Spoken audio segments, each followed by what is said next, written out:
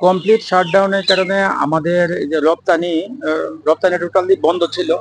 তো সেই ক্ষেত্রে আমরা যেমন লসের সম্মুখীন হচ্ছি, আমাদের দেশও ফরেন কারেন্সি আর্ন থেকে বঞ্চিত হয়েছে।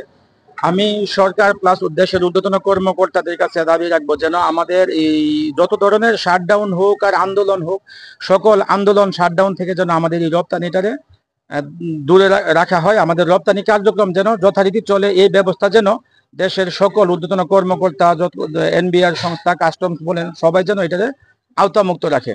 আর আমাদের রপ্তানির পরিমাণ প্রতিদিন এভারেজ 45 থেকে 50 টন মাছ আমাদের এই আখাউড়া স্থলবন্দর দিয়ে রপ্তানি হয়। এভারেজ ধরেন 1.5 থেকে 2 লক্ষ ডলারের সম পরিমাণ মূল্য আমরা এই দিক দিয়ে প্রতিদিন আর্ন করি। গতকালকে শাটডাউনের কারণে যেটা ক্ষতি হয়েছে, মূলত ধরেন আমাদের এক্সপোর্টটা টোটালি বন্ধ ছিল। এক্সপোর্ট বন্ধ থাকার কারণে ফরেন কারেন্সি আমাদের দেশে একদমই আসে নাই। আর ক্ষতির পরিমাণ যদি বলি, দেশের ধরেন মাছ রপ্তানিতে যারা লেবার আছে, শ্রমজীবী আছে, চাষি আছে, আমরা যারা রপ্তানিকারক আছি, সবাই এটা থেকে মানে টোটালি বন্ধ ছিল বিধায় আমাদের তো ক্ষতির পরিমাণ অনেক।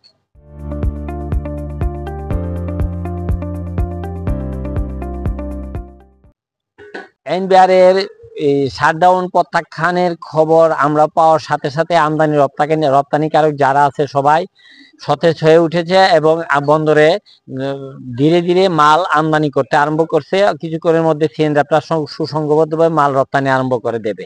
পাশাপাশি এবং শ্রমিক এবং কর্মচারীদের মধ্যে সবাই একটি মানে স্বতঃস্ফূর্তভাবে তাদের প্রাণ চাঞ্চল্য ফিরে আসছে বলে মনে হয়। এজন্য একটি নিস্তেজ ভাব ছিল, সেটা সজীবতা চলে আসছে। সরকারের কাছে আমার আকুল আবেদন থাকবে, যেই অবকাঠামো দিয়ে আমাদের অর্থনৈতিক অবকাঠামো প্রাণবন্ত হয়ে উঠে, সেই অবকাঠামোগুলোর মধ্যে যেন এই ধরনের আন্দোলন, এই ধরনের হরতাল কোনো কিছু না হয়, সেটার জন্য সরকারের কাছে আমরা আকুল আবেদন জানাচ্ছি। কমপ্লিট শাটডাউন প্রত্যাহারের পর আখাউড়া কাস্টমসের সার্বিক কার্যক্রম স্বাভাবিক রয়েছে। আজকে 30 জুন 2025 দুপুরের মধ্যে প্রায় 67 মেট্রিক টন আটা ইতিমধ্যে রপ্তানি হয়েছে। আরো কিছু তাজা মাছ, ফ্রোজেন মাছ রপ্তানির অপেক্ষায় রয়েছে। বিল অফ এক্সপোর্ট সাবমিট হলে আমরা ডকুমেন্টস যাচাই করে এটা রপ্তানি হবে আজকে। আর আন্তর্জাতিক যাত্রী সেবা স্বাভাবিকভাবে আছে।